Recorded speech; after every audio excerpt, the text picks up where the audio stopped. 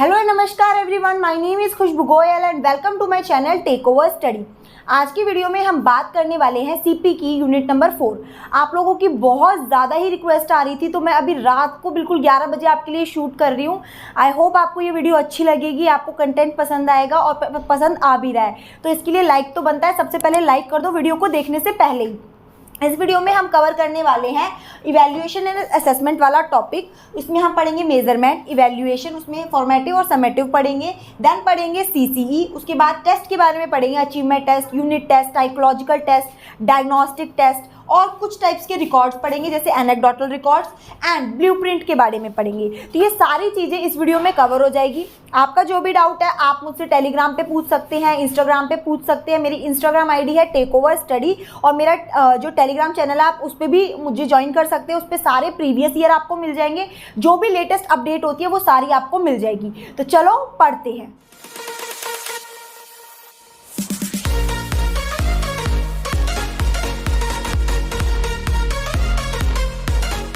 सबसे पहले बात करेंगे इवैल्यूएशन की। इवैल्यूएशन का मतलब ही होता है मेजरमेंट करना किसी सामने वाले पर्सन की। मेजरमेंट का मतलब यहाँ पे सिर्फ क्वालिटेटिव या क्वांटिटेटिव बेसिस पे नहीं बोल रही हूँ। इवैल्यूएशन का मतलब जब हम कोई चीज़ सीखते हैं तो हमने कितना सीखा उसका एक तरीके से मापन करना इज इवैल्यूएशन। ठीक है, अगर हम एक बात करें, इवैल्यूएशन एक ऐसा प्रोसेस होता है जिसमें हम डिफरेंट एस्पेक्ट को अपने परफॉर्मेंस के उसको जानने की कोशिश करते हैं। Process of gathering information about various qualitative aspect of performance के डिफरेंट क्वालिटेटिव एस्पेक्ट के बारे में नॉलेज गेन करना ही इवैल्यूएशन होता है। ठीक है, इवैल्यूएशन हम अपना एग्जाम के बेसिस पे देते हैं। मतलब जैसे अब आप लोग पढ़ लिया, आपने डीएलएड का पूरा सिलेबस कर लिया, अब कल आपका एग्जाम है, इट मीन्स कल आपका इवैल्यूएशन डे है। जो भी आपने पढ़ा, कितना आपने पहले समझा, उसके बाद अंडरस्टैंड करने के बाद कितना आपको याद रहा, रिटेंशन रखा और कितना आप रिकॉल कर पाए, ये आपका इवैल्यूएशन होता है।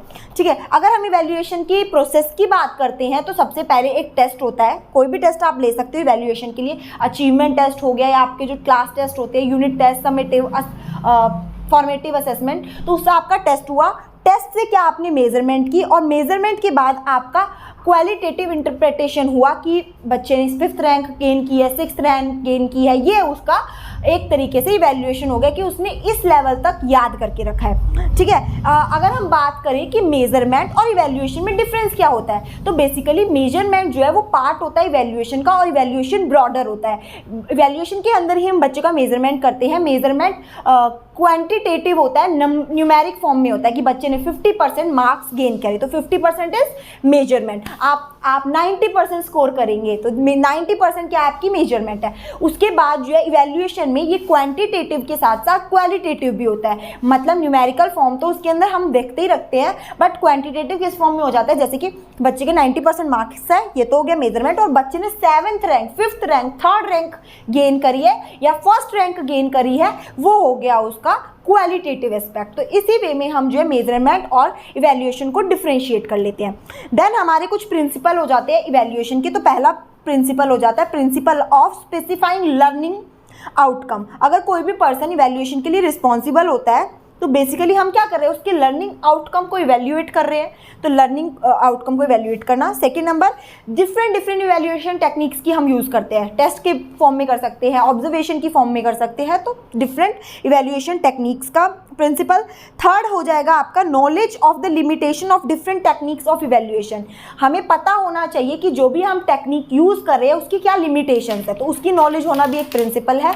फिर आ जाता है प्रिंसिपल ऑफ पर्पस, किस पर्पस के लिए वो टेस्ट है या इवैल्यूएशन हो रहा है। देन प्रिंसिपल ऑफ ऑब्जेक्टिविटी, हमें पता होना चाहिए कि जो भी टूल ऑफ इवैल्यूएशन है वो कितना इफेक्टिव है, क्या उसका पर्पस है। ये सारी चीज़ों को ध्यान में रखते हुए हमें इवैल्यूएशन करनी होती है। देन आता है इवैल्यूएशन का पर्पस।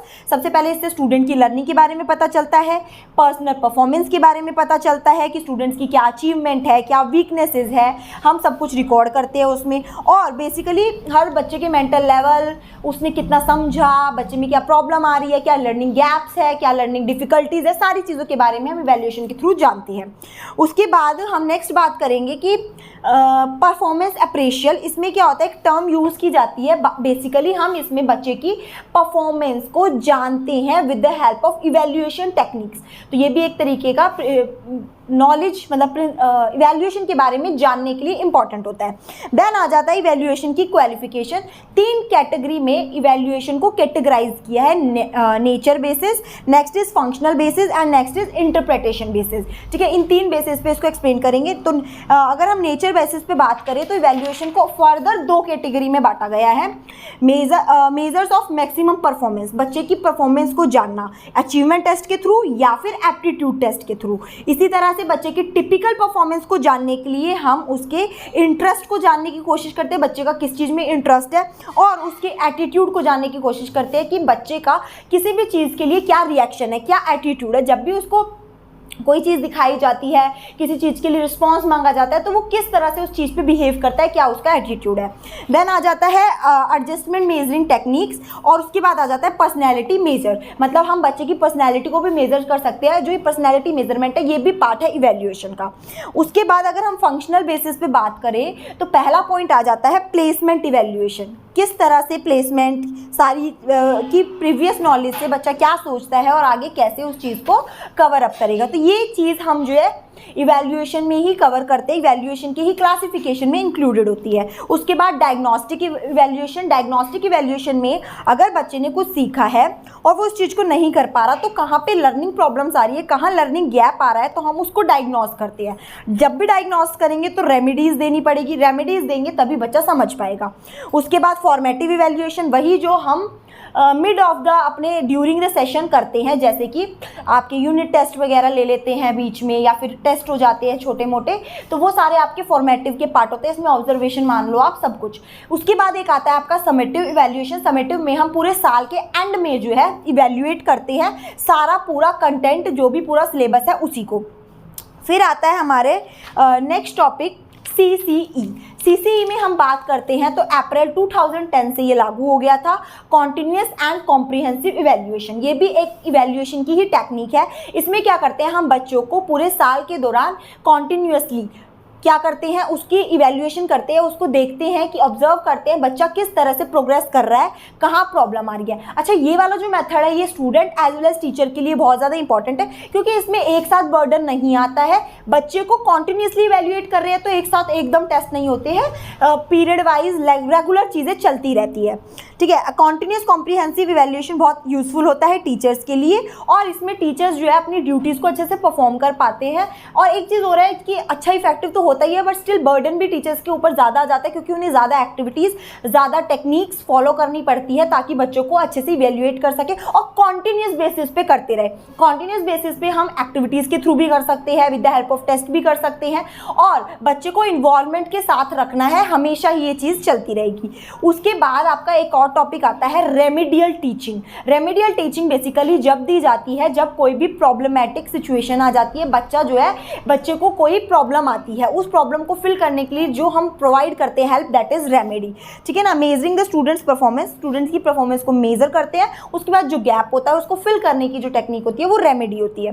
ठीक है, फिलिंग द डेफिशिएंसीज, मतलब जो भी कमी है उसको पूरा करने के लिए। अब रेमेडियल टीचिंग की इंपॉर्टेंस बहुत ही ईजी है। देखो, अगर कोई गलती है तो मीन्स आपकी जो डिफ़िकल्टीज लेवल है उसको पूरा करने के लिए, डेफिशिएंसीज को पूरा करने के लिए, जो भी प्रॉब्लम है उसको सॉल्व करने के लिए रेमेडियल टीचिंग दी जाती है, ताकि बच्चा आगे फ्यूचर में उस चीज़ से प्रॉब्लम उसको ना हो और वो चीज़ को सीख जाए। ठीक है, उसके बाद आ जाता है grading system. Grading system basically इसलिए इंट्रोड्यूस किया गया है ताकि बच्चों के अंदर भेदभाव ना हो। अब भेदभाव कैसे होगा, मान लो एक बच्चे के 91% है, एक बच्चे के 93% है। 91, 93 जो है आपस में थोड़ा सा एक प्रॉब्लमेटिक सिचुएशन की, यार इसके तो बहुत ज़्यादा है, 2% ज़्यादा होगा, काश मेरे भी आ जाते। तो बच्चों में कंपैरिजन ना ला के, बयासनेस ना करके, डिस्क्रिमिनेशन ना करके एक ग्रेडिंग सिस्टम लाया गया जिसमें एक रेंज रखी गई। उस रेंज में चाहे 91 वाला हो और या 99 वाला हो, सभी को एक ग्रेड दिया गया। इससे जो चांसेस थे डिफ्रेंशिएशन के वो बहुत कम हो गए, और इससे बच्चों को भी एक सेल्फ कॉन्फिडेंस और सिक्योरिटी वाला फील आने लगा। ठीक है, वो थोड़ी और मेहनत ज़्यादा करने लगे कि मैं ए ग्रेड पे ही आ जाऊँ। तो इसको ग्रेड को बांटा गया है, जैसे कि आपने पहले से ही देखे होंगे, मैं बोल देती हूँ, पढ़ देती हूँ आपके लिए। 91 से 100 तक A1 ग्रेड है, 81 से 90 A2 है, 71 से 80 B1, 61 से 70 B2, ऐसे ही 51 से 60 10 के गैप में है C1। और ग्रेड पॉइंट में एक एक पॉइंट कम करते रहो, 10, 9, 8, 7, पिक्चर आपको टेलीग्राम पे मिल जाएगी, जाके फटाफट से देख सकते हैं। ठीक है, उसके बाद आ जाता है कुछ पॉइंट्स होते हैं। बेसिकली हम जो है ग्रेडिंग सिस्टम से बच्चों के अंदर जो क्लासिफिकेशन है, बच्चा स्ट्रॉन्ग है, वीक है, वो भी थोड़ा मिनिमाइज़ करने की कोशिश करते हैं। ठीक है, ये तो हो गया हमारा पूरा इवैल्यूएशन। इसी के बाद इसी का सेकेंड सब टॉपिक है हमारा टेस्ट। जब हम टेस्ट की बात करते हैं तो टेस्ट होता क्या है? देखो, बहुत ही स्टार्टिंग एज से हमारे लिप वर्ड इसको हम कह सकते हैं, हमारे मुंह पे ये वर्ड रहता है, टेस्ट है, कल टेस्ट है, कल टेस्ट है, और ये टेंशन भी रहती है कि ओ यार टेस्ट क्यों है, एग्जाम क्यों है, ये भी टेंशन आपको है। बट स्टिल ये ज़रूरी है ताकि हम अपनी नॉलेज को जान सके कि हम कितना एक्चुअली में कितना गेन कर पाए हैं और कितना हम उसको अपने पास रिटेन करके रख पाए हैं। ठीक है, रिटेन करा है हमने। अब टेस्ट वर्ड की अगर डेफिनेशन की बात करें तो टेस्ट बेसिकली एक मेजरमेंट के लिए होता है। ये हमारी नॉलेज साथ में एटीट्यूड, एप्टीट्यूड को जानने के लिए होता है। इसकी डेफिनेशन आप लिख सकते हैं, test is a tool to measure the test takers knowledge, aptitude और physical fitness in some area. अब कोई सा फिजिकल टेस्ट भी तो होता है, तो अब आप फिजिकल टेस्ट में भी लिख सकते हो। तो बेसिकली हर टाइप का टेस्ट होता है, वो हमको मेजर करने के लिए ही होता है, जिससे हमें पता चले एक्चुअली हमारी परफॉर्मेंस कैसी है, हमारी नॉलेज कैसी है। टेस्ट, गुड टेस्ट की जो कुछ कैरेक्टरिस्टिक्स है क्या होती है भाई, ये वाला क्वेश्चन रिपीट होता है तो ध्यान से सुन लेना। कैरेक्टरिस्टिक्स कुछ होती है इसकी इंपॉर्टेंट। सबसे पहला तो रिलायबिलिटी, जो भी टेस्ट है उसके अंदर विश्वसनीयता होनी चाहिए, विश्वास करने लायक टेस्ट होना चाहिए। According to the syllabus, syllabus के अकॉर्डिंग होना चाहिए। ऐसा नहीं हो जाए आउट ऑफ सिलेबस है तो उसमें बच्चे को भी नहीं आएगा और कोई नॉलेज टेस्ट भी नहीं हो पाएगी। वैलिडिटी होनी चाहिए, टेस्ट जो है ऐसा नहीं होना चाहिए कि कभी भी कैसे भी बना दिया, उसको हम मेजर कर पाए। ठीक है, वैलिडिटी होनी चाहिए। उसके बाद ऑब्जेक्टिविटी होनी चाहिए, उस चीज़ के अंदर वो सारी चीज़ें प्रेजेंट होनी चाहिए जिससे हम बच्चे की नॉलेज को जान सके, जो भी हम टेस्ट करना चाहते हैं वो हो पाए। उसके बाद बैलेंस्ड क्वेश्चन पेपर होना चाहिए, टाइम फैक्टर का ध्यान में रख के होना चाहिए। ऐसा नहीं है कि 1 घंटे का पेपर है 100 क्वेश्चन दे दिए, नहीं, एक टाइम फैक्टर होकर साथ में बैलेंस्ड क्वेश्चन पेपर होना चाहिए। उसके बाद प्रैक्टिकेबिलिटी होनी चाहिए कि हम जो है उसको प्रैक्टिकली फॉलो कर सके। ठीक है ना, ये सारी टेस्ट की क्वालिटीज़ हो जाएगी। अब टेस्ट की इंपॉर्टेंस क्या है? देखो, टेस्ट सिर्फ एक टीचर, सिर्फ एक स्टूडेंट, इन सब के लिए इंपॉर्टेंट नहीं होता। बेसिकली टेस्ट जो है स्टूडेंट्स की नॉलेज को जानने के लिए इंपॉर्टेंट होता है। तो इंपॉर्टेंस क्या है टेस्ट की स्टूडेंट्स के लिए, फिर हम टीचर के लिए जानेंगे। तो पहले बात कर लेते हैं स्टूडेंट के लिए।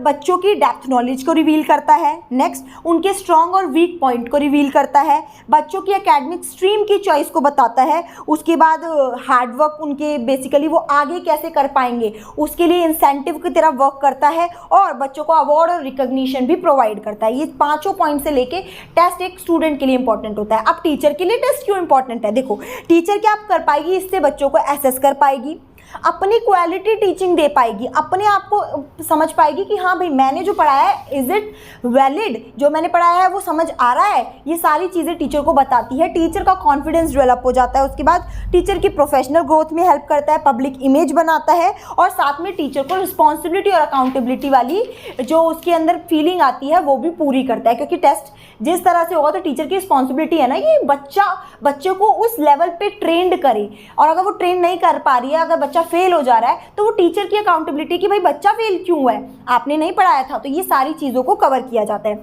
उसके बाद कुछ एक्सटर्नल एजेंसीज होती है, उनके लिए टेस्ट की क्या इंपॉर्टेंस है, इससे वो जो है इंस्टीट्यूट के बारे में जान पाते हैं कि इंस्टीट्यूट किस लेवल का है। फॉर एग्जाम्पल, एक इंस्टीट्यूट में एग्जामिनेशन हो रहे हैं और फेल लेवल ज़्यादा है एज कम्पेयर टू जो बच्चे पास हो रहे हैं, तो इससे पता चल रहा है कि वो इंस्टीट्यूट की जो स्टडी है वो सब नहीं अच्छे से है।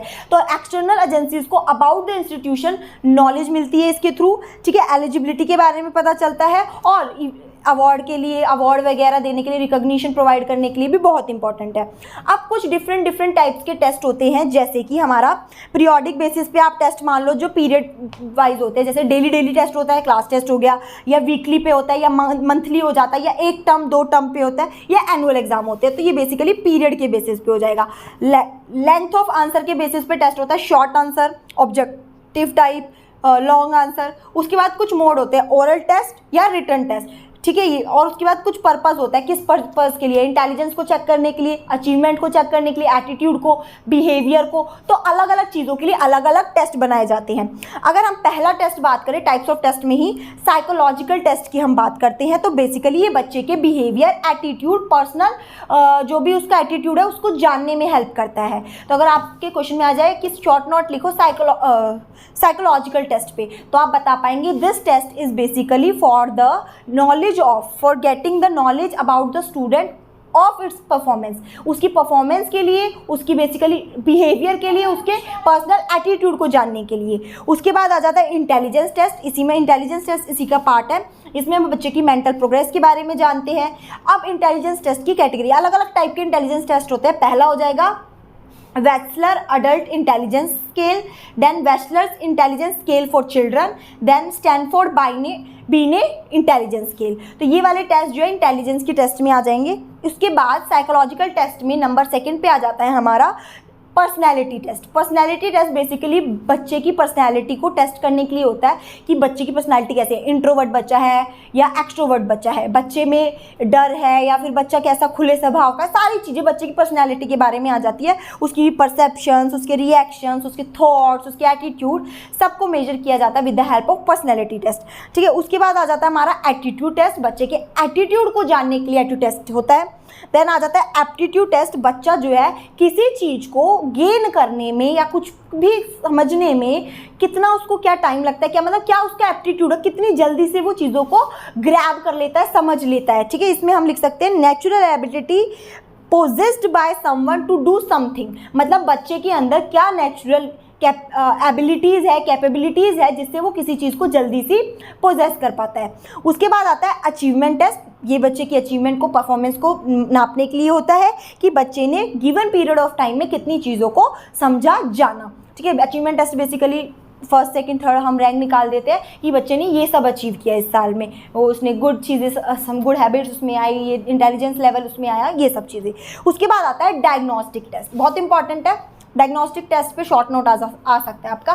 तो डायग्नोस्टिक टेस्ट बेसिकली जो बच्चे के अंदर कमी है उसको जानने के लिए लिया जाता है और उस गैप को फिल करने के लिए हम रेमेडियल टीचिंग देते हैं। ठीक है, प्रॉब्लम या गैप को जानने के लिए होता है, क्या क्या उसकी वीकनेसेस बच्चे के अंदर है वो सब जानने के लिए। उसके बाद unit test basically period wise होता है। पीरियड एक सिलेबस, एक आइडेंटिफाइड सिलेबस के बेसिस पे ये होता है। मान लो 3 चैप्टर दे दिए, 2 चैप्टर दे दिए, एक ही चैप्टर दे दिया, तो उस यूनिट, वो जो यूनिट है उसके बेसिस पे ये टेस्ट होता है।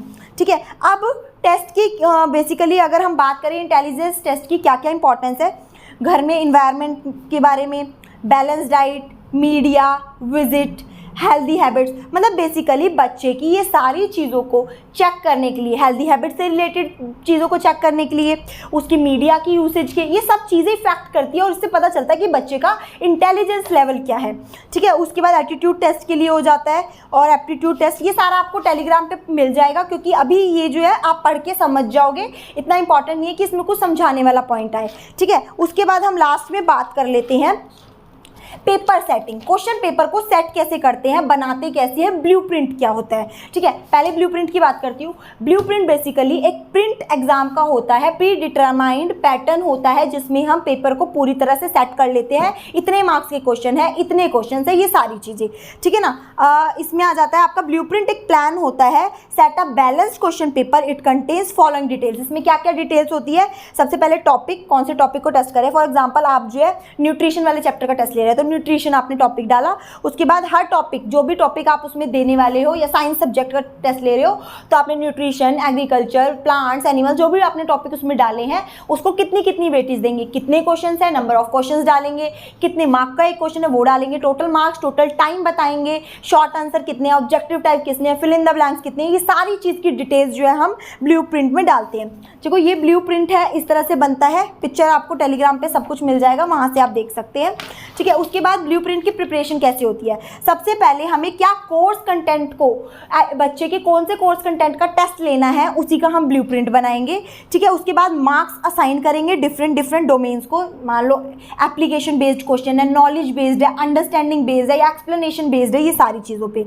उसके बाद टाइप ऑफ क्वेश्चन, कौन से टाइप के क्वेश्चन है, शॉर्ट, लॉन्ग, ठीक है, mental learning, quantitative, qualitative aptitude, किस चीज़ को चेक कर रहे हैं वो क्वेश्चन, ठीक है। उसके बाद डिज़ाइन करेंगे पेपर को, नॉलेज के इतने क्वेश्चन है, अंडरस्टैंडिंग के इतने क्वेश्चन है, ये सारे 4 डोमेन होते हैं, ये भी लिख लो, नॉलेज, अंडरस्टैंडिंग और आपके एप्लीकेशन, और जो आपका एनालिसिस होता है, ये सारी चीज़ें इसमें इंक्लूड होती है, ठीक है। उसके बाद लॉन्ग शॉर्ट आंसर्स हो सकते हैं साथ में। अच्छा, एक ना ब्लूप्रिंट रेडी भी करके जाना, क्या पता क्वेश्चन ब्लूप्रिंट से आ जाए, वैसे तो आने के चांसेस कम है, बट स्टिल अगर आए तो आपको एक ब्लूप्रिंट आना चाहिए, ठीक है ना। उसके बाद फिर हम क्वेश्चन पेपर को सेट कर लेते हैं अपना, सेट का मतलब सेटिंग नहीं होता, सेट का मतलब है पेपर को रेडी कर लेते हैं, ठीक है। उसके बाद मेंटेन करते हैं रिकॉर्ड पूरा। उसके बाद हम स्टूडेंट की प्रोफाइल के बारे में सब कुछ, everything we have to record, ताकि हम बच्चे के जब हम वो पूरा निकाल ले, पूरा का पूरा सॉल्यूशन आ जाए। और अच्छा, जब हम ब्लूप्रिंट बनाते हैं साथ ही में उसका क्वेश्चन पेपर रेडी करते हैं और फिर आंसर शीट भी हमें रेडी करनी होती है। एक टीचर का काम इतना आसान नहीं होता कि पेपर बनाया बच्चों को दे दिया बच्चे कर रहे हैं, नहीं,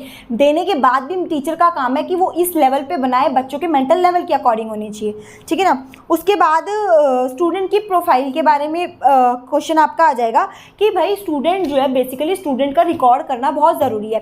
किसी भी क्लास में, किसी भी स्कूल में बच्चे की रिकॉर्ड फाइल होती है, ताकि बच्चे के बारे में हम जान सके कि बच्चा किस लेवल पे है, कैसे परफॉर्म करता है, क्या उसकी पर्सनैलिटी है, क्या क्वालिटीज़, क्या एबिलिटीज़, क्या वीकनेसेस और क्या स्ट्रेंथ है। तो सारी चीज़ों के लिए स्टूडेंट का रिकॉर्ड होना बहुत ज़रूरी है। तो इससे पता चलती है बच्चे की, अब हम स्टूडेंट की प्रोफाइल रखते क्यों, एक फाइल बना देते ना भाई, ये इस बच्चे की प्रोफाइल है, इसमें सारी उस बच्चे के बारे में लिखा हुआ है, तो क्यों रखते हैं, उसकी एकेडमिक अचीवमेंट्स को जानने के लिए। सेकंड, उसके लर्निंग स्टाइल, किस तरह से बच्चा ज़्यादा पढ़ने की कोशिश करता है, क्या स्ट्रेंथ है, क्या वीकनेसेस है, उसके बच्चों की इंटरेस्ट किस किस चीज़ों में है, ठीक है। स्पेशल एबिलिटीज़ क्या है, क्या पता बच्चा स्पोर्ट्स में अच्छा हो, क्या पता पोइट्री में अच्छा हो, क्या पता बच्चा म्यूजिक में, डांस में, क्या उसके स्पेशल इंटरेस्ट है, ये सारी चीज़ें। और बच्चे का विजन और गोल पता चल जाता है कि क्या उसका गोल है और क्या वो कहाँ तक क्या चीज़ें सोच सकता है, ठीक है। उसके बाद क्यूमुलेटिव रिकॉर्ड्स होते हैं, बेसिकली ये स्कूल अचीवमेंट के लिए होता है। इस रिकॉर्ड में बच्चे के सारे परफॉर्मेंस लिखा होता है, कितने मार्क्स, कैसे मार्क्स, समेटिव असेसमेंट, सारे टेस्ट वगैरह, इन सब की इंफॉर्मेशन होती है। बेसिकली एक रिपोर्ट कार्ड होता है, रिकॉर्ड कार्ड होता है, जिसमें बच्चे के positive as well as negative aspects लिखे होते हैं, डिफरेंट सब्जेक्ट्स, उनके ग्रेड्स, क्या क्या उसने उस सब्जेक्ट में अचीव किया, ये सारी चीज़ें क्यूमुलेटिव रिकॉर्ड्स में मेंशन होती हैं। देन हमारा आ जाता है एनेक्डोटल रिकॉर्ड। अच्छा ठीक है, ये सैम्पल क्यूमुलेटिव रिकॉर्ड है, आपको दिख रहा होगा, ठीक है। ये सारे आपको मैं टेलीग्राम पे प्रोवाइड कर रही हूँ, आप देख लेंगे वहाँ पे जाके। उसके बाद एनेक्डोटल रिकॉर्ड क्या होता है, देखो एनेक्डोटल रिकॉर्ड बेसिकली किसी इवेंट से रिलेटेड होता है बच्चे की लाइफ में, उसमें पूरा ऑब्जर्वेशन किया जाता है, बहुत ही ज़्यादा कॉन्फिडेंशियल होता है। ये बच्चे की पर्टिकुलर प्रॉब्लम को लेकर इसको रिकॉर्ड किया जाता है और पर्टिकुलर सिचुएशन या इवेंट पे। फॉर एग्जाम्पल, बच्चा क्लास में बैठ के डे ड्रीमिंग कर रहा है, तो टीचर उसको पर्टिकुलरली उसी चीज़ पे जानेगी, समझेगी और पूरा ऑब्जर्व करेगी। तो ये हो गया एनेक्डोटल रिकॉर्ड, जिससे बच्चे के पूरे उस इवेंट से रिलेटेड सारी चीज़ों को जान लिया जाएगा और बच्चे की जो भी प्रॉब्लम है उसको सॉल्व किया जाएगा। किसी बेसिकली इंसिडेंट से रिलेटेड होता है, बिहेवियर होता है, बिहेवियर को नापने के लिए किया जाता है। अब एनेक्डोटल रिकॉर्ड का क्या पर्पज़ है, सबसे पहले बच्चे की डाटा को जाना जाता है पूरा, ठीक है। उसके बाद इमीडिएट फीडबैक मिलता है स्टूडेंट को, स्टूडेंट की परफॉर्मेंस को भी रिकॉर्ड किया जाता है, क्यूमुलेटिव रिकॉर्ड को भी देखा जाता है, डाटा को बच्चे की शेयर नहीं किया जाता है इधर से उधर, ठीक है। अब एनेक्डोटल लिखते हुए क्या क्या प्रिकॉशंस, देखो यार क्वेश्चन बहुत रिपीट होता है, तो इसमें ये प्रिकॉशंस ध्यान रखेंगे कि सबसे पहले जो भी हम रिकॉर्ड कर रहे हैं वो सोर्स जो है ट्रस्टफुल होना चाहिए। ऐसा नहीं है हमने बच्चे के बारे में पूछना तो शुरू किया पर हम ऐसे ही किसी भी लोग से पूछ रहे हैं, तो ट्रस्टेड लोगों से पूछना होगा। तो सोर्स ऑफ रिकॉर्डिंग कहाँ से रिकॉर्ड कर रहे हैं, ठीक है। उसके बाद जो है स्टैंडर्डाइज फॉर्म में लिखेंगे, एक पर्टिकुलर जो भी सिचुएशन वाइज सिचुएशन है उस फॉर्म में लिखेंगे, ठीक है। उसके बाद ऑब्जर्वेशन इसमें ज़रूर इंक्लूडेड होगी, देन प्रॉपर लैंग्वेज का यूज़ करेंगे, ठीक है ना। ब्रीफ में होना चाहिए, कहानी नहीं लिखनी है, ब्रीफ में उस चीज़ को एक्सप्लेन करेंगे। फ्रीक्वेंट रिव्यू होना चाहिए, नेसेसरी डिटेल्स उसके अंदर होनी चाहिए। असेसमेंट टूल्स का पता होना चाहिए कि कौन से टूल से हमने किस तरह से परफॉर्मेंस को एनालाइज किया है, और डिफरेंट एक्टिविटीज़ का डिफरेंट टाइप पे जो भी हमने ऑब्जर्व किया वो सारी चीज़ों को उसमें हम मेंशन करेंगे, ठीक है। अब एनेक्डोटल रिकॉर्ड जैसे कि ये दे रखा है, इसमें क्या है कि एक स्टूडेंट है, रमन शर्मा, ऑब्जर्वर है मिस्टर राजीव मोंगा। इन्होंने किया है बच्चे का, और कब किया था, मतलब एक पर्टिकुलर इवेंट पे या पर्टिकुलर इंसिडेंट एक्सीडेंटली उसको पूरा रिकॉर्ड किया जाता है। तो इन्होंने 7 अगस्त को 11:45 पे एक बच्चे को देखा, उसके बारे में चीज़ें रिकॉर्ड की और वो लिखी। ठीक है, इन्होंने बताया क्लासरूम में बैठा हुआ था बच्चे के बारे में, बेसिकली जो है वो सिंपल इक्वेशंस को नहीं समझ पाता है, उसके बारे में क्वेश्चन था। तो उन्होंने देखा क्या वो कर पाता है, क्या वो नहीं कर पाता, क्यों नहीं कर पाता, सारी चीज़ रिकॉर्ड की और लिख दी पूरी एक पैराग्राफ फॉर्म में। मेन चीज़ें लिखनी है, कहानी नहीं लिखनी है। फिर उसको एनालाइज किया कि किस तरह से क्या क्या प्रॉब्लम हो सकती है, क्या एक्चुअली में प्रॉब्लम है, और उसके बाद रेमेडीज़ तो देनी पड़ेगी, इसीलिए तो हमने ये रिकॉर्ड बनाया है। ठीक है, उसके बाद एनेक्डोटल रिकॉर्ड के कुछ एडवांटेजेस है। सबसे पहले स्टूडेंट की परफॉर्मेंस के बारे में पता चल जाता है, कोई ट्रेनिंग की रिक्वायरमेंट नहीं होती है, हम इजीली सॉल्व कर पाते हैं। फ्लैक्सिबल टेक्निक है, ठीक है, हम लर्निंग एक्सपीरियंस के थ्रू इस चीज़ को जल्दी से समझ पाते हैं। बिहेवियर के बारे में पता चलता है। ओपन एंडेड ऑब्जर्वेशन होती है, प्रॉपरली, मतलब ऐसा नहीं है कि छुपा छुपा के कर रहे हैं, ओपनली देखते हैं, ऑब्जर्व करते हैं और फिर इस रिकॉर्ड को मेंटेन करते हैं। ठीक है ना। अब इसकी लिमिटेशन क्या है, देखो इसमें क्या हो जाता है, हमें टाइम लग जाता है, लिमिटेड रिकॉर्डिंग होती है, और साथ में टीचर्स की मेमोरी के डिपेंड होता है। मान लो टीचर ने देखा, ऐसा थोड़ी वीडियो कैमरा लेके खड़े हो जाएंगे और उसको रिकॉर्ड कर लेंगे।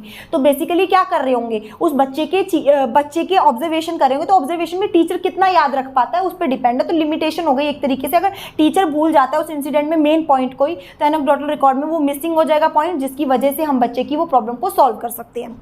ठीक है, फिर टीचर डायरी हो जाती है। टीचर डायरी वो डायरी होती है जिसमें टीचर अपना डेली का टास्क लिखती है कि मुझे आज क्या कराना है, क्या करा दिया, क्या होमवर्क दिया, ये सारी चीज़ें। ठीक है, उसके बाद ये हो गया हमारा फिनिश। ठीक है, ये हमारा पूरा यूनिट था जिसमें मैंने सारी चीज़ें कोशिश की है कंप्लीट करने की।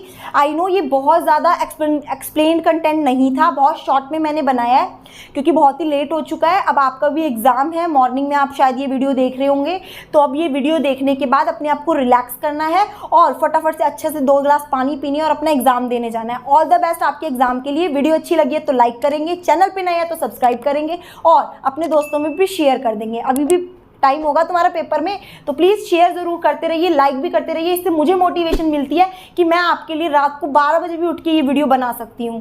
Thanks for watching the video. जय हिंद, वंदे मातरम।